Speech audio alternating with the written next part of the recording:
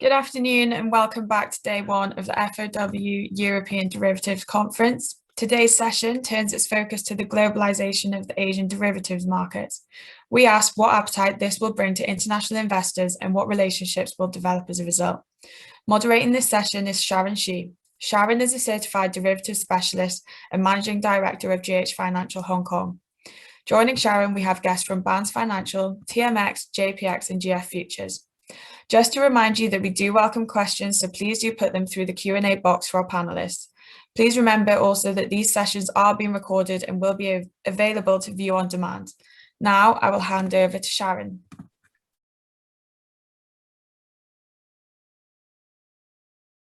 Good morning, good afternoon, and good evening. Welcome to my panel. I'm Sharon Shi from G.H Financial's Hong Kong Limited, and I'm gonna be your moderator for today. Honestly, I'm so tired of talking to my own screens all the time, and this headset thing drives me crazy too. Not only because I just had a new hairdo this morning, but to my personal point of view, there is absolutely no substitute for a face-to-face conversation in terms of communication efficiency. But thanks God, I don't have to wear a mask for this event. I know it has been a really difficult year for all of us, but hang on there, stay positive. Now please get yourself a nice cup of coffee, sit back, relax, and enjoy our panel. Before we kick off, may I introduce my distinguished panelists to you all, please. John Browning, founder of Barnes Financial. Tony Xie, Head of Asia of TMX. Matthias Rittig, Senior Officer of Osaka Exchange. Last but not least, Bonnie Liu, CEO of GF Futures. Welcome. So we're gonna focus on Asia. We have witnessed the globalization of our industry continues even during this pandemic. And Asia is actually playing an even more important role. Why am I saying that? If we look back 2020, and that is a record year in terms of trading volumes of ETD contracts, we're talking about 46.7 billion contracts or a 35% growth year on year. And that is not a small number. And nearly all of the growth actually comes from Asia, such as China, India, and the other emerging markets. So our panel discussion today would mainly be composed of two parts. The very first half, we would focus on the opportunities, talking about the upside potentials, for example, while the Asian market continues integrating into the global one. And during the second half, we would be addressing more the challenges or difficulties faced by the industry. So I guess my very first question would be for you, Matthias. Where do you see the opportunities in terms of the internationalization of Asian exchanges?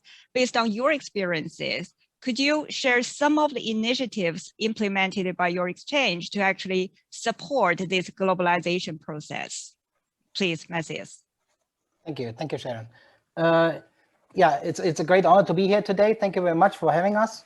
Yeah, as Sharon just mentioned, right, I had the privilege of being part of OSC for the last 15, 16 years now. And with that came the internalization that we kind of initiated around 2006, basically. So Japan, I just provide the Japan experience first, because I think it's kind of helpful to understand the greater context and how some of the Asian markets are actually operating.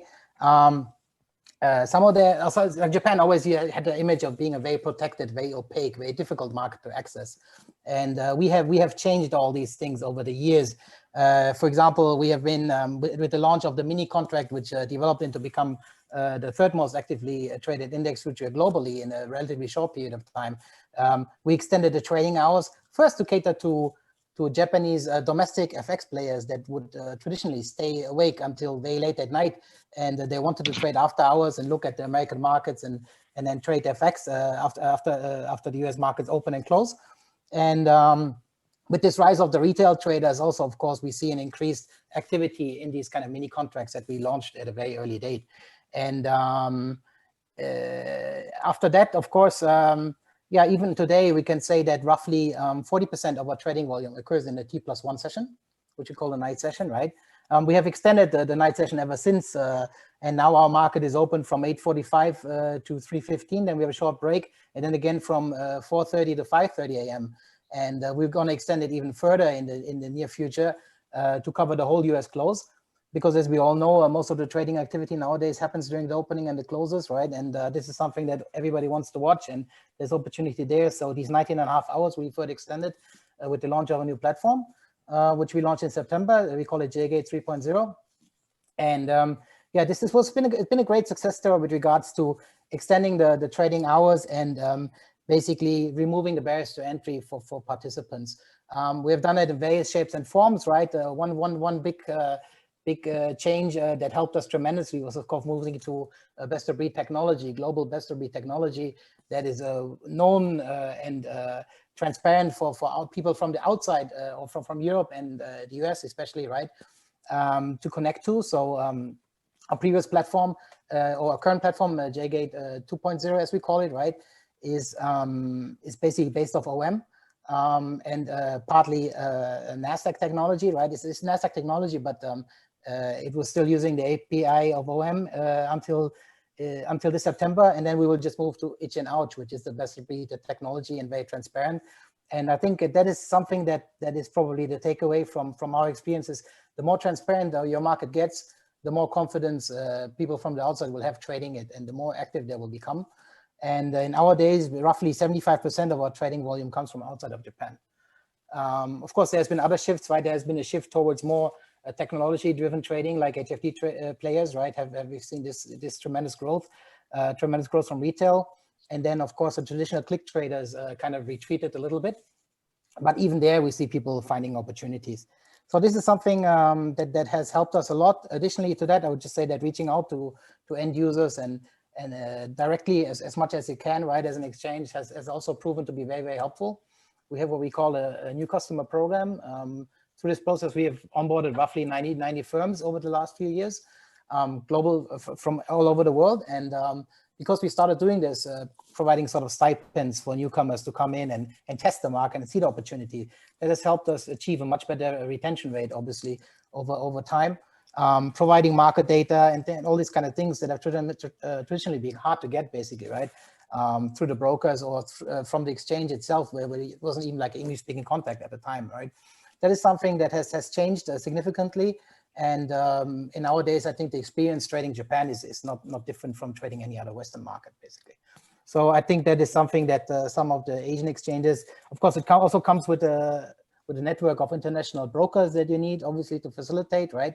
And capital flows that if they're restricted, of course, it makes the whole thing a bit more complicated.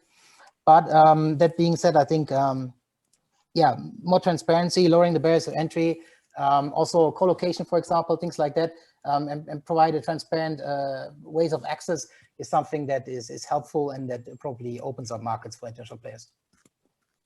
Thank you so much, Matthias. So a lot of initiatives I can hear from what you just said, you know, not only enriching your current product suites, extending trading hours and introducing technology innovations and so on and so forth. I'm pretty sure your exchange is going to be a lot easier for the international traders to access later on.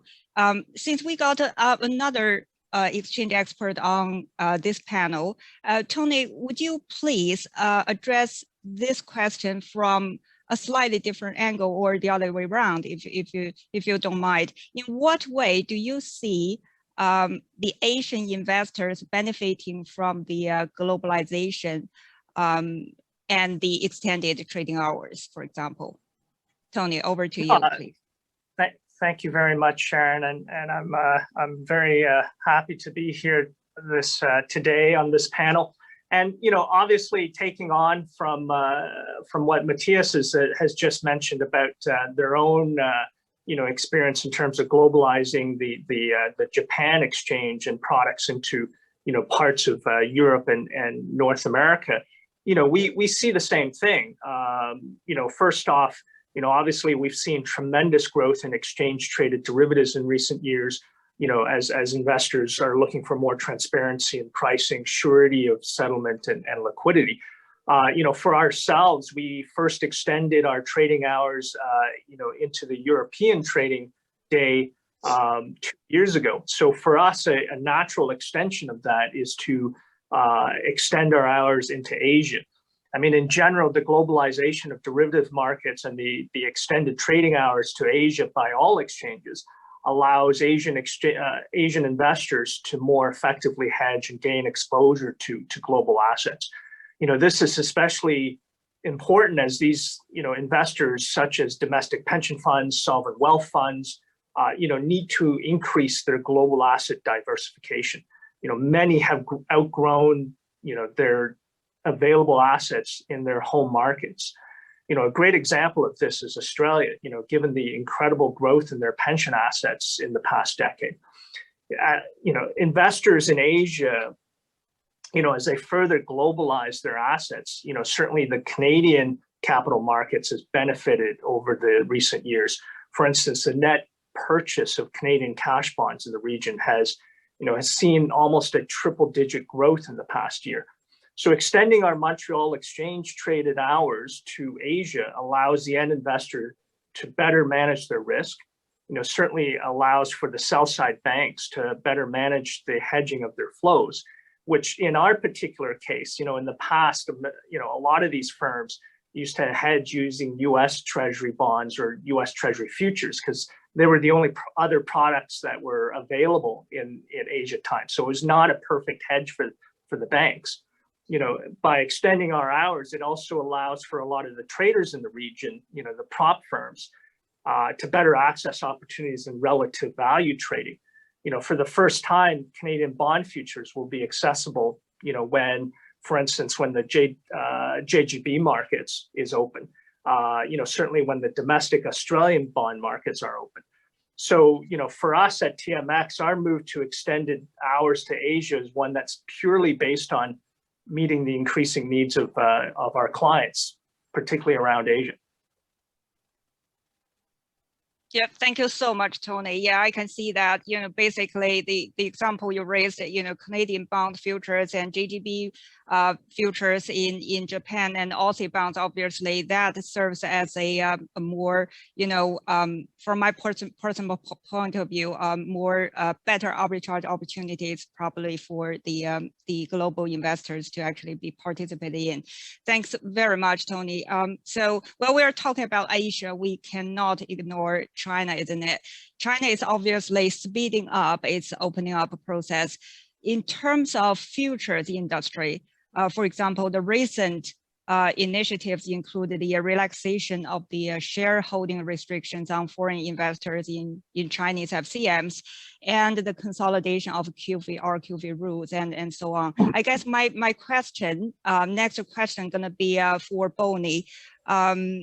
What are we expecting next in terms of the opening up of China futures market? How does GF futures business strategy fit into the broader background of the opening up of the PRC futures market, do you think? Bonnie, please, over to you. Thanks, Sharon. It's a very good question. I think, with the internationalization of the global market, basically we see China become more internationalized, and so for the past couple of years' time, we have more products internationalized in Chinese market. Like we saw in energy products, and we saw the copper products as well. And obviously, I think there's also has been a discussion at the Chinese regulator perspective to talk about allow the QF quota to access in the commodity products rather than just the financial index products. So obviously, there'll be more and more probably like a desire from the Chinese regulator perspective to open up the financial industry to the Western investor. And I guess, previously probably China want to, build a kind of connect model as what they did in the stock market. Seems like, try to cross-listing, but if we see what the Chinese regulator has been doing for the past couple of years' time, they seem to want to more open up their own market rather than to connect or cross-listing products between different exchanges. That's the reason why we see, several products has been listed in China and allow the international investor to get access. And then we probably see more and more products. We heard like CSRC doing some consultations about like, you know, internationalize more products. But obviously we understand the challenge, also the difficulties to attract more international investors into Chinese market. Obviously, like, you know, the concern about like the legislation and also the concern about the regulation requirement is different in China from the rest of the world. So there probably, and also, you know, the capital move in and move out kind of like, you know, concern. These are, you know, different challenges I think the international investor has been facing us like, you know, at the beginning. But obviously, you know, we start to see some of the progress happening. And especially, I think, you know, for the stock market, QFII and QD has become very mature in terms of capital move in and move out. So like, you know, if China could allow the QFII to kind of like, you know, become available for the commodity product rather than just the financial index product, obviously, you know, that's going to probably like, you know, at least indicate to the Western investors that like, you know, there could be more like a you know, like a kind of easier method to kind of like, you know, move the capital in and out of China. And in terms of like a GF strategy, obviously, our interest always try to bring out the Chinese investor and bring in the Western investor. That's always, you know, what we have been trying to do. And especially like, you know, I guess, you know, everyone probably know GF is one of the 6 Chinese broker, and FCA has been built up the office in Hong Kong about like 11 years ago. And then like, you know, we basically start our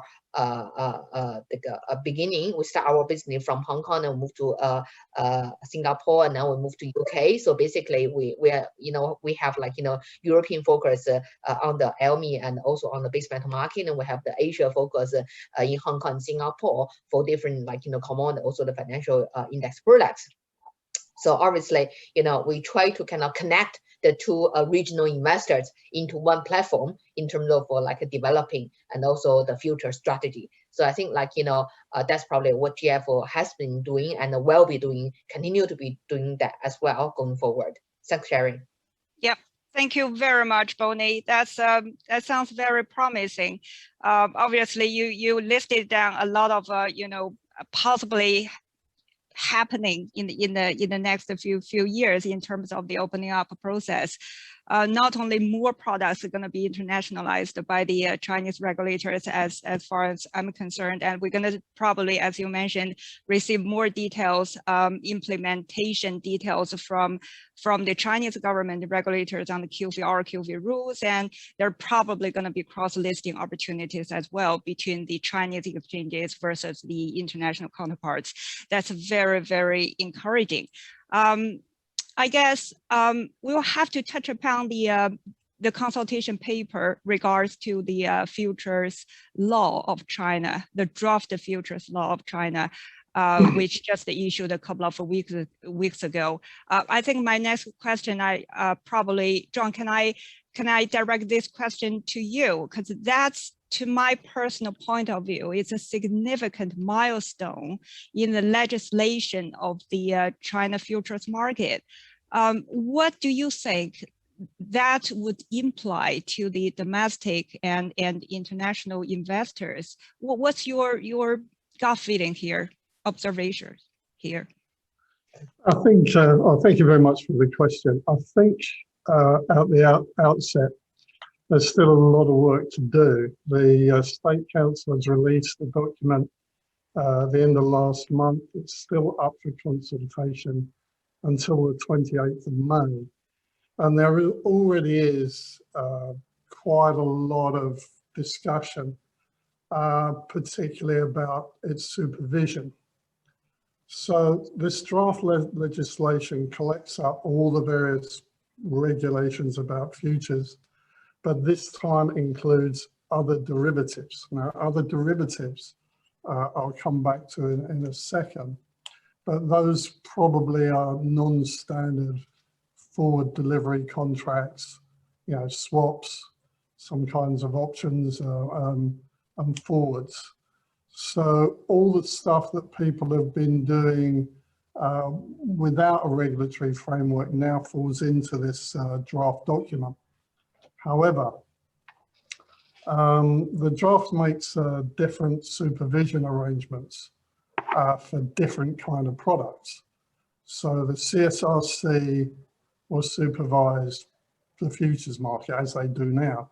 The State Council will supervise interest rate and exchange rate futures, and another derivatives department authorized by the State Council will focus on this other derivatives, that is in the definition. Now, I think other derivatives comes from an issue that arose last year when the Bank of China issued a wealth product, or had a wealth product that was linked to crude oil. And when crude oil went to negative prices, it caused the investors a great deal of pain, and they lost a great deal of money. So I think the regulators in Beijing obviously want to draw all that stuff under their umbrella. And in doing, like capturing a wealth product like that, they obviously capture a lot of other stuff as well that people are doing that probably they wouldn't have thought of before. So I think those in China for some time would say that if you wait for, well, up until now, if you wait for permission, you'll find that somebody else is doing it. So you've been waiting for permission for an OTC or something like that. Someone's already issued it and we're already doing that business. But now with this legislation, all of that's going to be captured. So I don't think you should quite have that starting point going forward. So when it says other derivatives, it purely means the OTC market, because here in China, crypto is banned, spread betting is illegal. So when it says other derivatives, it's really getting that OTC market, originally focusing on these wealth products, but they're picking up everything that has an underlying relationship to an index of some sort. So it wouldn't capture a physical copper trade, but it capture some sort of swap based on a copper price. So there's 174 clauses, in 14 chapters. So a lot of it refers to the domestic market and putting that all together. So we've only got a very short time, and I don't want to talk about that. So considering most of the people here are from overseas and they're, watching from London or wherever, I'll just talk about the bits that affect those people, all right? So like other regulatory regimes around the planet, the exchanges will have to apply for an exemption from CSRC oversight in the same way that, they reciprocate, on other exchanges, the US exchange does the same. Overseas, the second point is overseas futures operation institutions, which is the translation, I think, directly, will also have to apply for some registration if they're operating inside China. That's an interesting part. And just by the way, Bands Financial, my company, the company that myself and my partner founded, we are one of the two companies that actually can face the INE or on the INE in our own name. So actually reading the document, I don't know whether I'm exempted. I have to apply for exemption or I have to register. I have to do one of the three, but it's certainly not clear in the document itself. So as I say, the document still has a lot of way to go in terms of maturity. However, it is trying to do a lot. The third issue that I think foreign companies would be aware of, should be aware of, that I'll quote on this, so I wrote it out. Without the approval of the CSRC, no entity or individual shall engage in marketing, promotion, or solicitation activities for overseas futures trading venues and overseas futures operations, so on. So marketing into China, unless you have an approval from the CRC, is now captured. So as I said, you know, where salespeople coming into China, you know, have been used to moving around in a sort of unfettered way. OTCs were largely, you know, without a regulatory framework. Those days are now gone. And so, as I said earlier, if, as in China where we used to operate, you know, if you wait for permission, someone else was already doing it. Those days are gone, right? So that is gone once this document becomes law. But there is a lot of changes, and whether the document I've seen, you know, that is publicly available, will be the final version that goes into, you know, is finally adopted, is a moot point. And I just want to pick up on one thing that I heard said earlier. You asked what products are next for internationalization. So far as I know, it's going to be a freight index on the INA, will be the next internationalized product so far offered to the international community.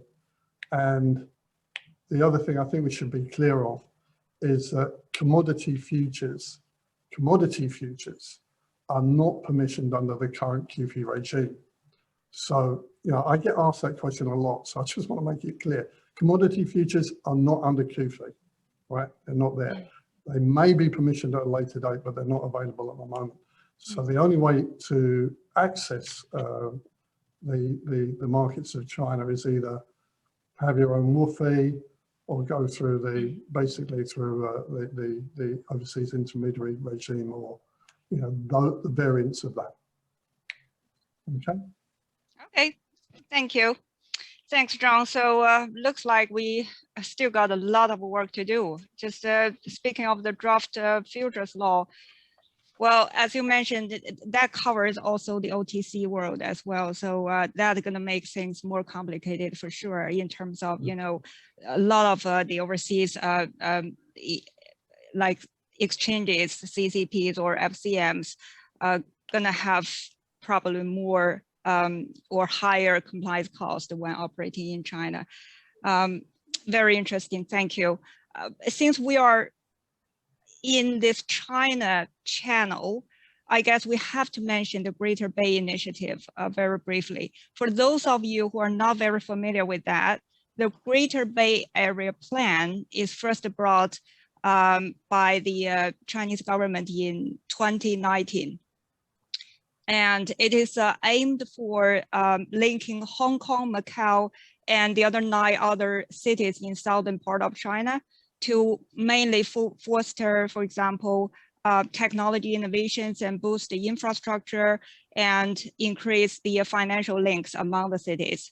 I guess, Bonnie, could I very briefly ask, how do you think this Greater Bay plan going to benefit our, you know, derivative industry?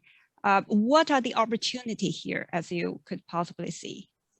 Okay, so Sharon, I think like the Greater Bay definitely has attracted a lot of attention, even within the Chinese investors. And we heard the news that like the Greater Bay Area has set up a new exchange, which is the the one built up in and set up in Guangdong province, Guangzhou area, and then like the CFAX, also all the other exchanges are the majority of the shareholder of the exchanges.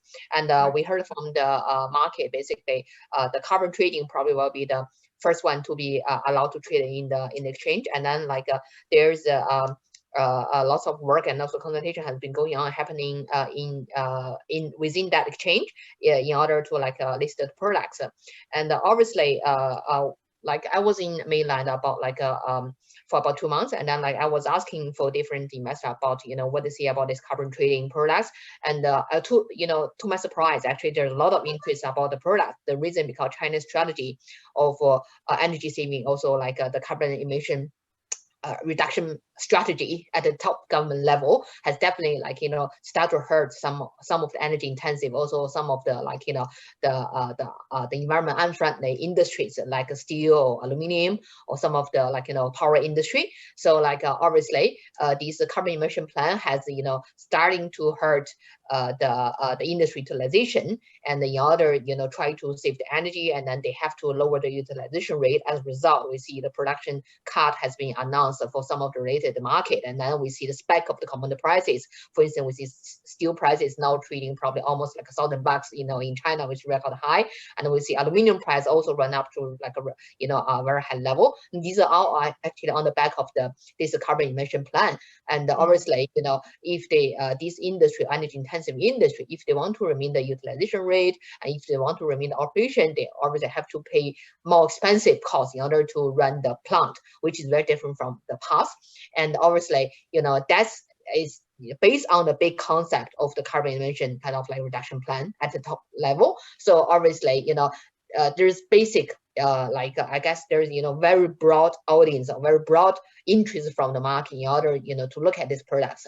So that's kind of very surprised to me, because I thought it's a new product, we probably need time to really see the build up of the interest. But it seems like there are already people start talk about it, and try to ask how they can trade and how they can get involved. So I guess once the product get listed, we probably see a lot of interest from these industry user, which is a very a solid kind of investor rather than financial players. That's so encouraging. That's so encouraging, Bonnie. A lot of people already been talking about these products before it's actually being listed. That's very interesting. Thank you. I guess we talked enough about the upside potentials, opportunities. Let's focus on a little bit on the downside. Tony, could I ask, please, in terms of the major challenges and obstacles, could I ask, please, what your exchanges are have been encountering in terms of the difficulties when extending, for example, your trading hours to Asia, and how were these changes or difficulties being addressed or handled? Tony, please. Thank you, Sharon. Yeah, I mean, look, extending hours to Asia is a major challenge for us. I mean, it's not as easy as extending hours to Europe, for instance. When we extended hours to Europe 2 years ago, there was already an overlap in terms of the trading day to the Canadian Open. But when we extended, when we are about to launch Asia trading hours in September, the challenges are numerous, but three major ones, right? It's the operational readiness for our participants. It's making sure that we have liquidity provisions.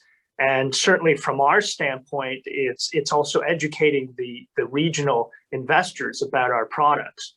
Unfortunately, we don't benefit from having brand recognition. So that to us is going to be a major challenge. And Sharon, as you know, we've reached out to the likes of your own firm and others around this panel. So in terms of operational readiness, it's the challenge of running a near 24-hour operation. Once we launch Asia hours, our trading will be available for 20.5 hours, similar to what Matthias and JPX have done. It's ramping up our markets operations team so that we're staffed almost 24 hours. So there are technical people around to answer challenges with regards to anything that could happen during the extended hours, so that clients can reach out to our help desks and technicians. It's also making sure that our member firms can deal with margin requirements. Particularly when we deal with an extended hours into Asia, where the transfer of Canadian funds is not possible.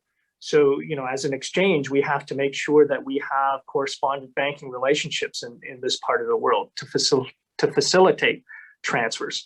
It's something that we need to address further, in the future in terms of enhancing our collateral management capabilities. There's also, of course, the need, and John mentioned some of this earlier, it's making sure that we have local regulatory approvals. Registering as an ATS in places like Hong Kong and Singapore, so that it allows investors in these parts to have direct access to our exchange. And it also allows us to then be able to fully market ourselves to new investors, to reach out to new firms who've never, who are not member firms of ours. In terms of liquidity provisioning, we've had to really reach out to global firms to ensure that we have market makers for all our products, because we're not just launching one particular futures, we're launching the entire curve of our Canadian yield curve, as well as our equity index futures and so on. But I believe the biggest challenge for us right now is the education of the market to our brand and to our products, because as we launch our extended hours, we had some headline products in the past, such as our 10-year Canadian bond futures, the CGB, our equity index future on the TSX 60. But in the past 2 years, we've gone and launched a full gamut of new futures products that, even our domestic market participants are new to, such as our 5-year bond future, which was launched 2 years ago, our 2-year bond futures, which was just at the end of last year. So there's a lot of education that we need to do in this part of the world. It's also overcoming what I mentioned earlier, which is the habit of a lot of regional players to utilize other products for their hedging needs, right? So we've got to ensure that with the extended hours, we provide the liquidity that makes our products useful, and that people see it as a viable product for their hedging needs or their risk exposure to our markets and so on. So that's really all the challenges that we have, and as such, to address some of that, we are ramping up hiring in the region to ensure that we have the right connectivity into market participants, both in terms of end users, sell-side banks, other platform providers, data providers like GH Financial, futures providers such as GF Futures and so on. So it's a big challenge. Yeah, I hear you, Tony. Thanks very much. Clearly, I cannot agree with you more on the point you have made.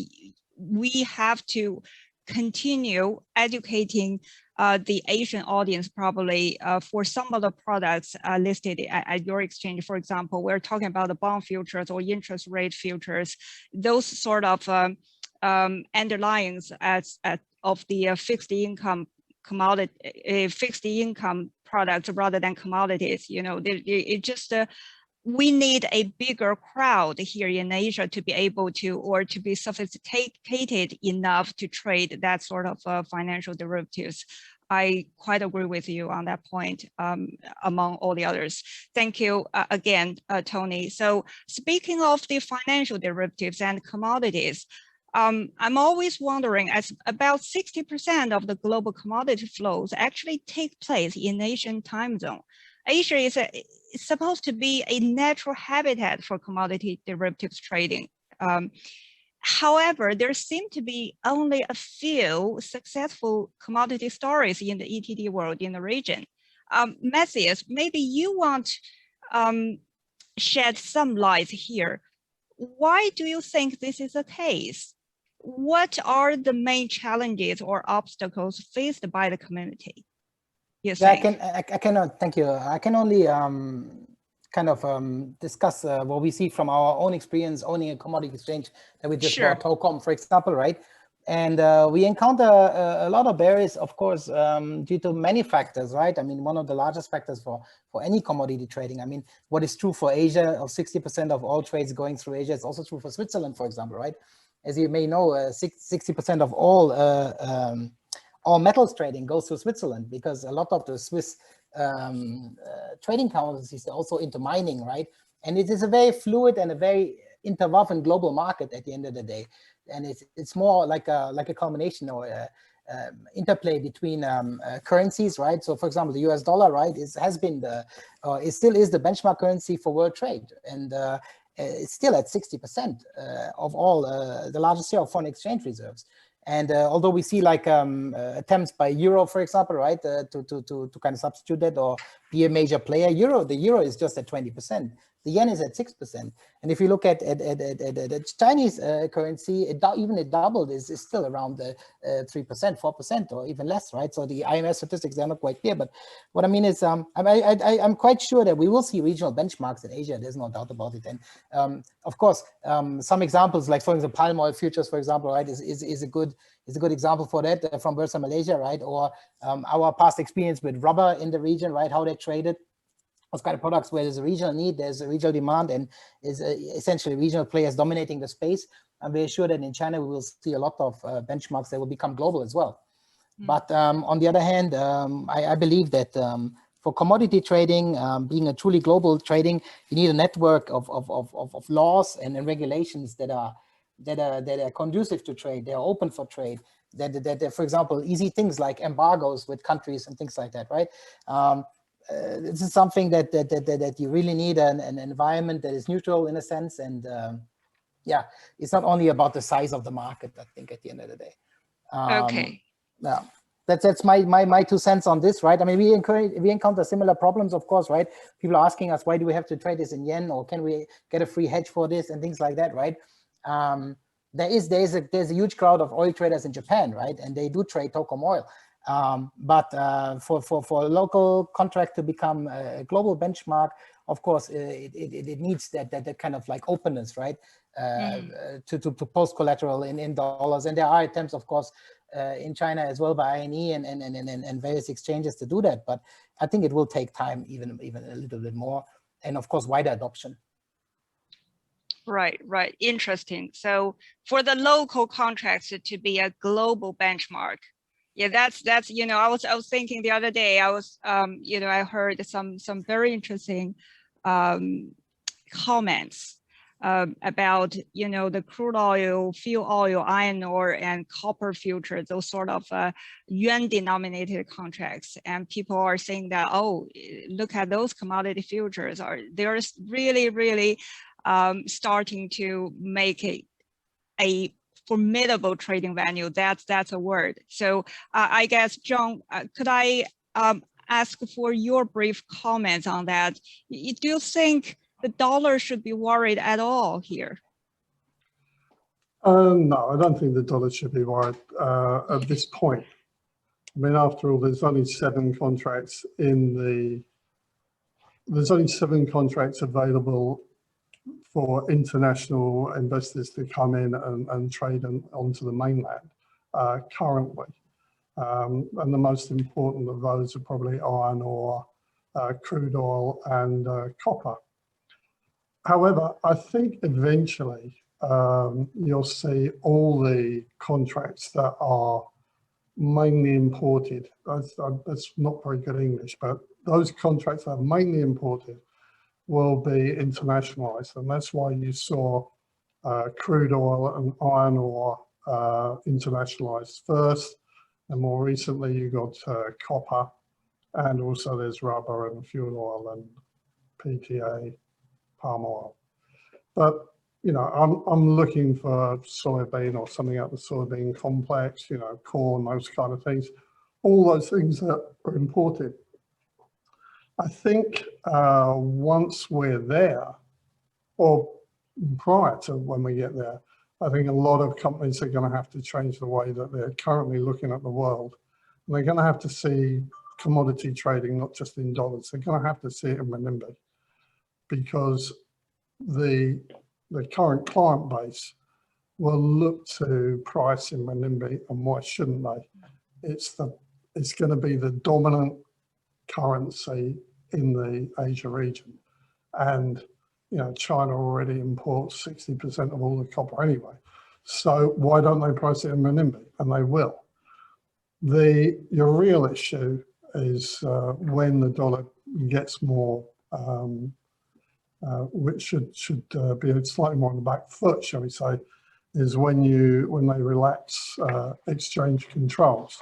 And that will come as well as part of this sort of like rollout using the Belt and Road as a sort of like lever to introduce more renminbi trading down those trade routes.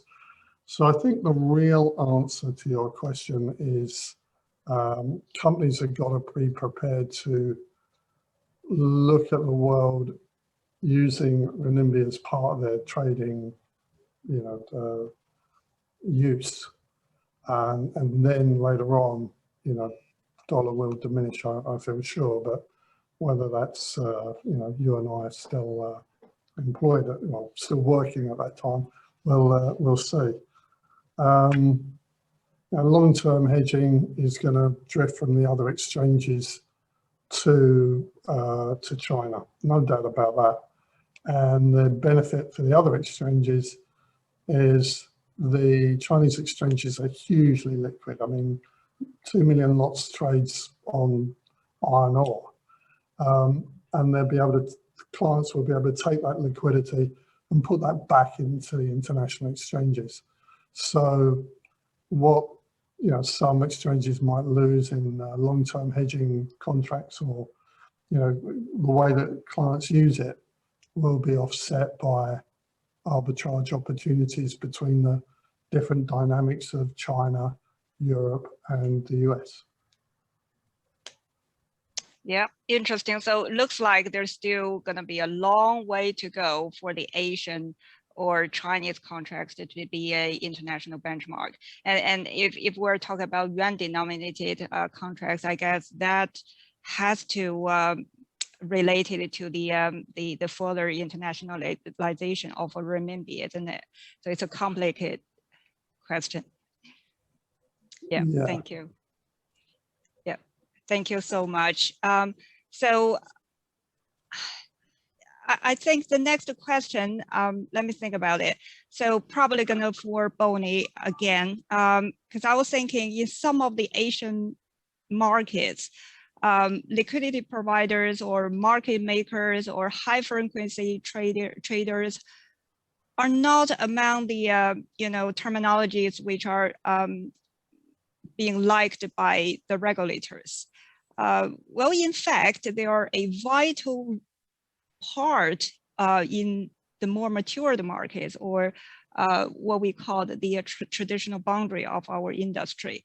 What would be needed, you think, here to change this situation? Do we need additional rules or exchange tools to actually be able to support the growth of the market players such as PTGs, algos, or HFT firms in the region?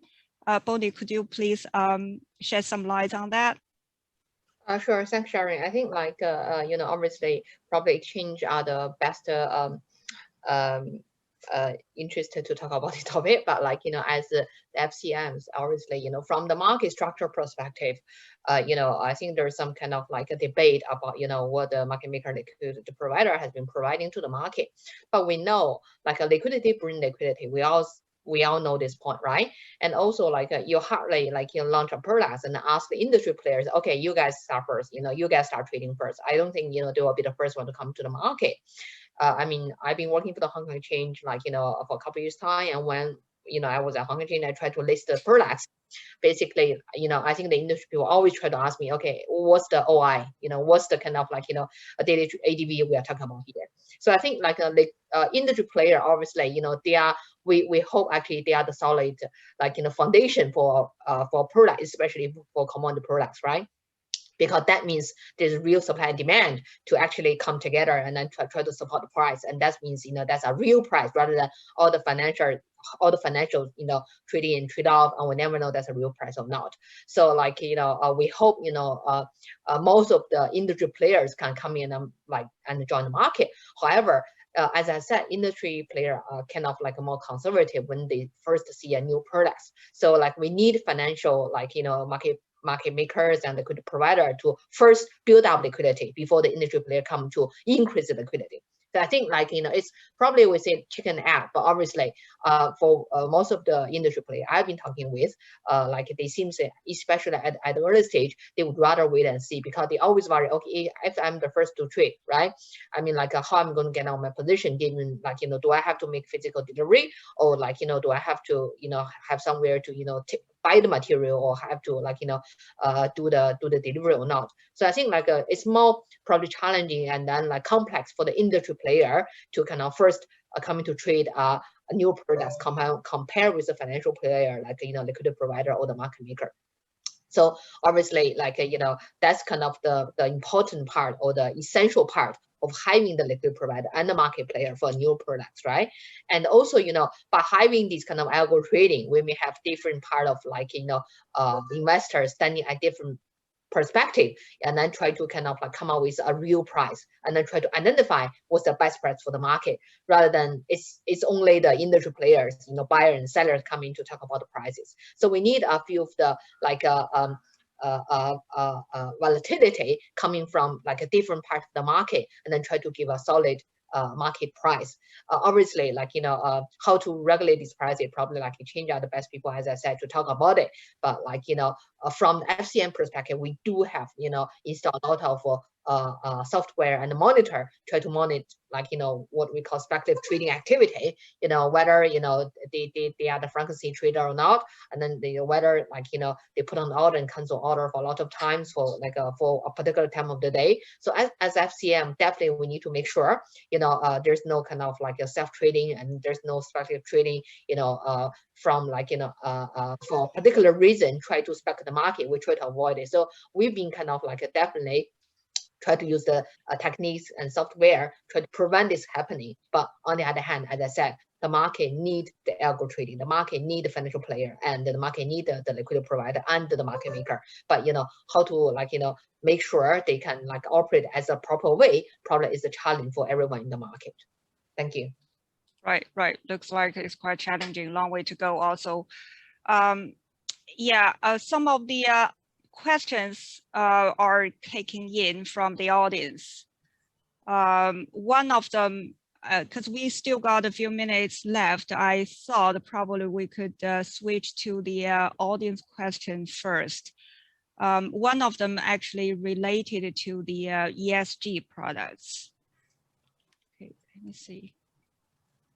Yes, the ESG products. So I guess I'm not quite sure, Matthias, would you like to speak a little bit on that topic? Where would you see the ESG products going in the near future? That's mainly the one of the questions from the audience. I'm not an ESG expert by no means, but obviously, of course, when we talk to buy sides regionally, there's very strong demand, right? Obviously for structured products in that kind of space, and we see some of our friendly competitors also having a very good success in the region with these kind of products. For example, Eurex has been rolling out this for a while, right? And they see good growth there also coming from this region. This is something obviously that we see, and yeah, like many of us, I think many of my peers have been working on some solution there as well. There's nothing that we can announce at this point in time, but I think ESG is a global trend, right? And it's also, of course, in a way, a sign of the times how the younger generations want to invest going forward. I think there's also that kind of element there, right? So yes, for us, we'll hopefully have something soon that we can announce. Yep, thank Yeah. you. Sharon, please, Tony. Sure, I'm going to tackle a little bit of that. Look, obviously from our perspective, we did launch an ESG futures on our Montreal exchange. But, the challenge with a lot of ESG products is, yes, you have demand for it, but do you really have a market? And by that, I mean, do you have sellers out there who want to take the other side of that? I mean, we have a great deal of interest for ESG, and therefore everyone wants to go long the product. But are you going to find sellers on the other end to help you make that market? And that's going to be the challenge. And secondly, the issue becomes, is it transportable across different regions, right? Because the way we would measure ESG and what we would want to see from our listed companies for ESG in terms of our taxonomy in Canada, is that something that people in Asia can relate to, becomes a bit of an issue. So until the market matures enough to have like a global measurement or a global registry of carbon offsets and so on, then we can start to have a more, a truly global market for some of these products to be traded, and have, both sides of that trade to take place. So I think we're still in the infancy. Yeah. Understood.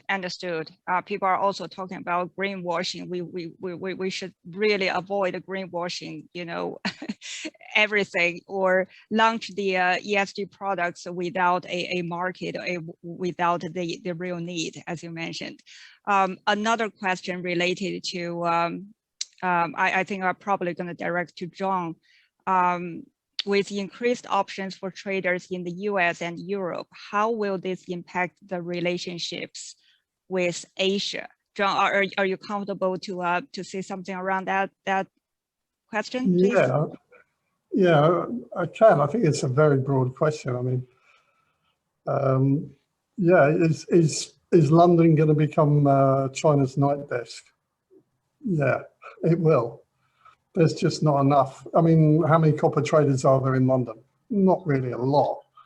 All the physical copper traders are in Asia, or as someone pointed out, Switzerland or other places. But I can see that business is undoubtedly going to gravitate here. And, as I said earlier, I think long term, these suite of contracts that you're already seeing emerging in China are going to dominate the commodity markets in the Southeast Asia region. They're going to be used extensively going back through the Belt and Road, through Russia and Europe, through Middle Europe. I see I see that as an unstoppable. So I think it's a question of traders who aren't in the region have got to, prepare for this change. And that's what I would say, to anybody watching this, is prepare for change. It is going to come. So maybe glacially slow, but it will change, in emphasis. So let's be prepared is my advice. Okay, good. Thank you, John. I'm conscious about the time. We are reaching the end of the panel discussion, I'm afraid. Thanks all the audience for sending the good questions, and apologize we wouldn't be able to answer each one of the questions you raised. And thanks again for all the panelists for your insightful sharing, and thanks all the audience for staying with us. Philippa, over to you now. Thank you. Thank you very much, Sharon, and to our wonderful panelists. That was a really great discussion and a perfect closing to day one of the FOW European Derivatives Conference. That is all from us today. So thank you to all of our speakers and delegates for participating in day one. I'd like to say a big thank you to our sponsors for their support in making this event possible. We hope you have enjoyed all of today's events, and if you have missed any sessions, they are now available on demand. Please join us again tomorrow at 10 AM for day 2 of the FOW European Derivatives Conference. Goodbye for now.